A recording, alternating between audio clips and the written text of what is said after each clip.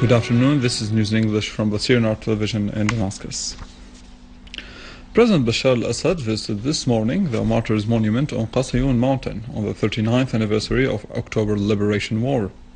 Upon his arrival to the monument, President al-Assad was welcomed by Vice Commander-in-Chief of the Army and Armed Forces and Minister of Defense General Fahd al-Freij, Chief of Staff of the Army and Armed Forces General Ali Abdullah Ayoub.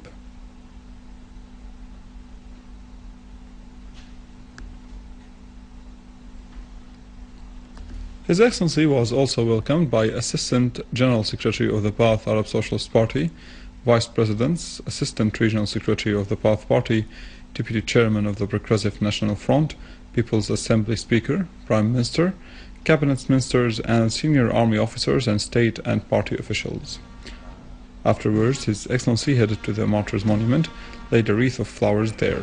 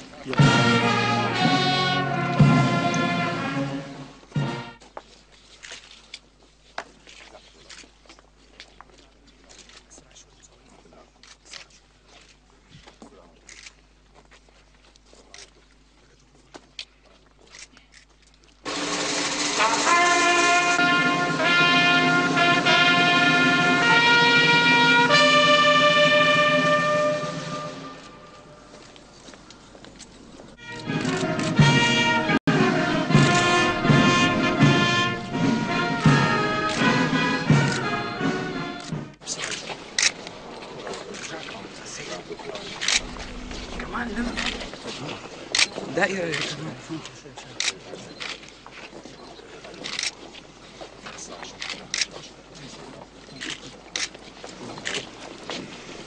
يا مؤمن دائرة يا مؤمن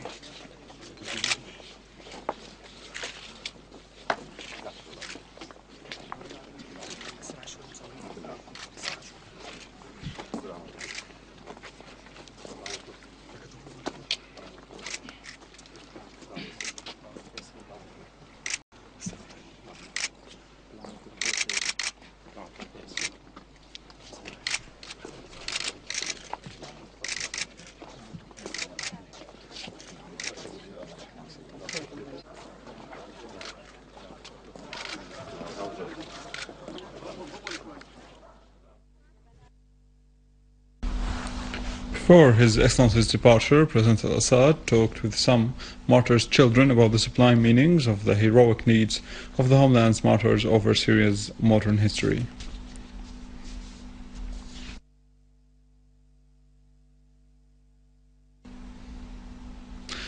On the occasion of October Liberation War, Prime Minister al-Halki inaugurated Syrian radio station and al-Halki satellite channel.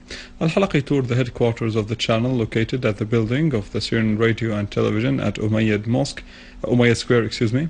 He was accompanied by the Minister of Information Dr. Amran Zobi and a number of journalists and media persons. The Prime Minister underlined that this new media establishments will contribute to the efforts of other national media in confronting the information war targeting Syria and its people. He said that the name of the channel, which means gathering, reflects the solidarity among the Syrians and strengthens the national spirit. The Syrian Arab TV broadcast the opening ceremony of these two media establishments.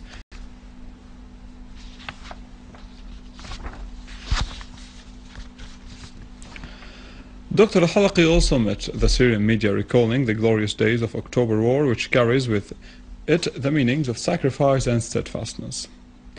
Prime Minister Al-Halki said that the memories of October War of liberation are the incentive to us with what our courageous forces achieve of victories in eliminating the terrorists.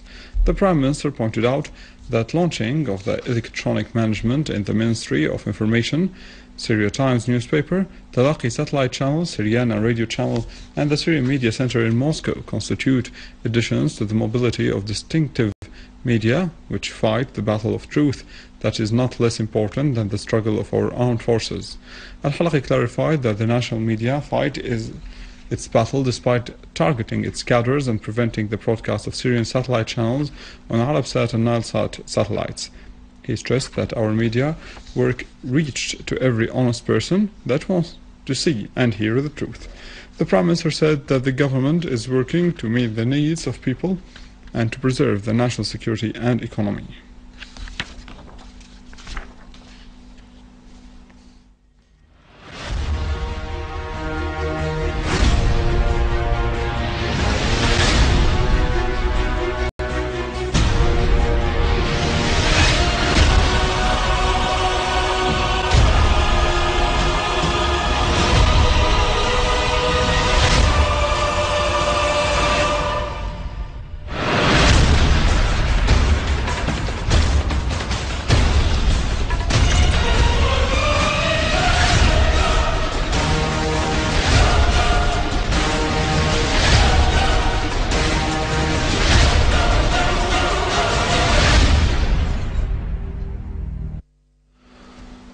The Syrian Arab Armed Forces units carried out a qualitative operation in al-Hamaa area in Damascus countryside, killing many terrorists and confiscating a large quantity of weapons of various kinds.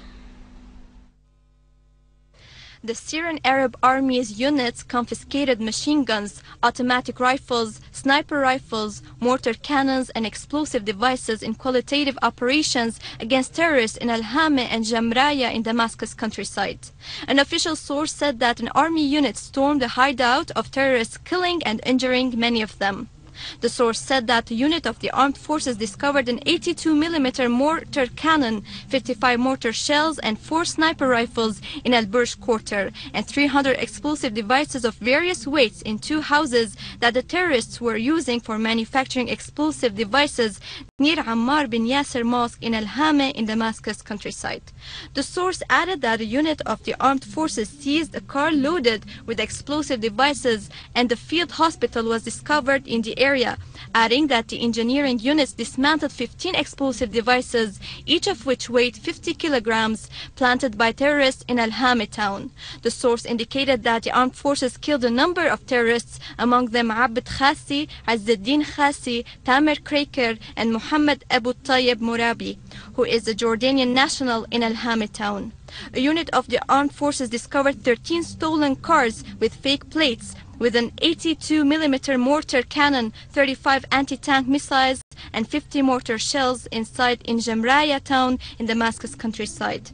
The source said that 50 mortar shells, 7 automatic rifles, and 7 up-to-date communication devices that terrorists were using for contacting hostile media outlets were seized. The Syrian Arab Armed Forces rescued 8 civilians who had been kidnapped by the armed terrorist groups in Qudssaiya in Damascus countryside. An official source said that an army unit released the civilians Tamam Darwish al-Hussein, Muhammad Mahmoud al-Rawas, and Muhammad Wasim Abdeh. The source added that another unit of the armed forces carried out a qualitative operation in which it released the civilians Ramzi Murad and Basil Hamoud, who were kidnapped by an armed terrorist group 5 days ago. Army units also released the kidnapped Bassam Muhammad Hassan, Ibrahim Ali Zanuba, and Abdullah Hassan Murad in the same area. Moving to Aleppo, the Syrian Arab Army units have continued pursuing remains of the armed terrorist groups in Aleppo city and its countryside by carrying out qualitative operations targeting their hideouts in Al-Firdos and Al-Aruba Club in Bustan al-Basha and Sheikh Khudr areas. The armed forces destroyed 3 cars equipped with machine guns. In another operation, a unit of the army destroyed 2 cars that the terrorists were using after mounting machine guns on them, in addition to other vehicles the militants used for transport, killing all of the terrorists inside them. 4 Turkish terrorists were also killed in Al-Ashrat area in Bustan al-Qasr neighborhood. In Sheikh Said area, and in cooperation with the locals, a unit of the army clashed with an armed terrorist group and killed a number of them. Another unit of the armed forces destroyed 6 cars equipped with Dushka machine guns and killed all terrorists in them in Al-Qulum area on the road leading to the airport.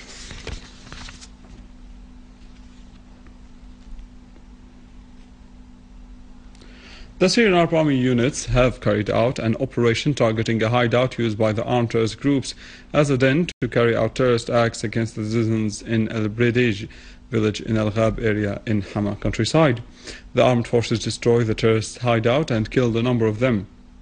On the other side, the competent authorities seized a huge quantity of machine guns, rifles, and satellite communication equipment in hideouts used by the armed terrorist groups in al-Salamiya area in Hamaa northern countryside. Moreover, a satellite communication device and 25 Turkish-made military beds and huge quantities of medical equipment were also seized. A unit of the Syrian army destroyed a Dushka-equipped car with the terrorists inside it in Tel Dahab town in al-Hula area in Homs countryside. In Masakin al-Shurta area, a terrorist group targeted houses with mortar shells, killing 3 people.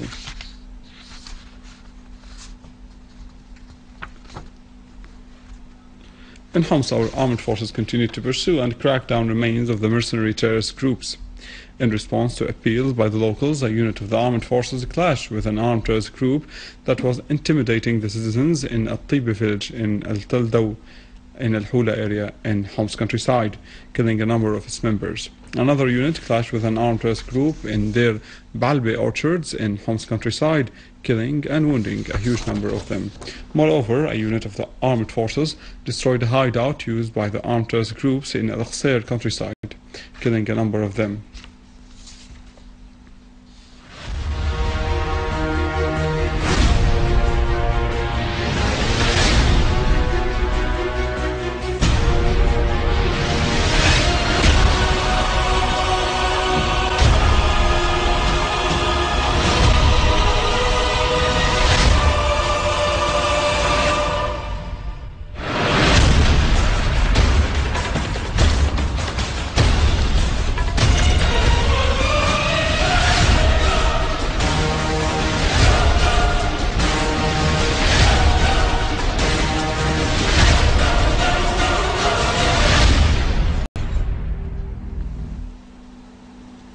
Three days after the terrorist explosions, the UN Security Council condemned in the strongest terms the heinous attacks in Aleppo, which caused dozens of deaths and over 100 civilians injured, the responsibility of which was claimed by Jabhat al-Nusra group that is affiliated to Al-Qaeda.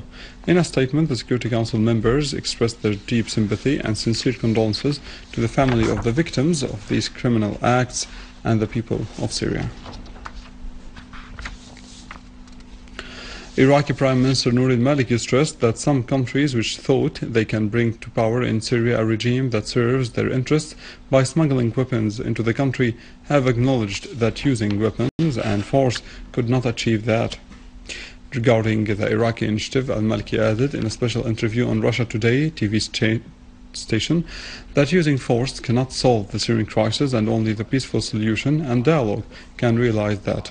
Maliki said that executing this initiative or any other initiative requires that all countries realize that arms cannot help in reaching a solution for the crisis, and that only putting an end for sending weapons to Syria can help in executing these initiatives.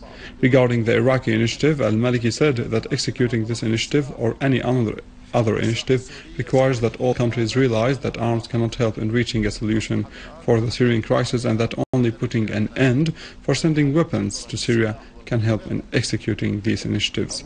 Al-Maliki also underlined that the countries which insist on sending arms to Syria must keep in mind the consequences that would reflect on them.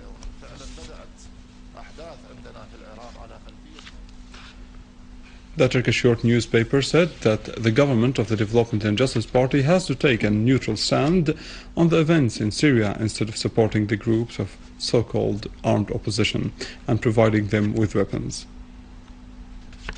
The Turkish Youth newspaper said that Turkey was inevitably affected by the events in Syria, so it was very necessary for it to adopt new policies and be aware that instigating others will bring nothing but more damages. The Turkish government was wrong at seeing the whole region through a sectarian vision.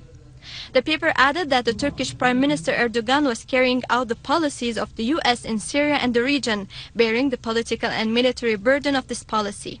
The paper clarified that it had information from a reliable source saying that Turkey was the side which sent the mortars to the armed groups in Syria, referring that the information affirms that the government of Erdogan's wrong policy was behind the falling of the mortar in the town that claimed the lives of 5 Turks. And now over to our economic news with Vani after the break. For more news and details about Syria and the region, you can visit our website www.syriaonline.sy.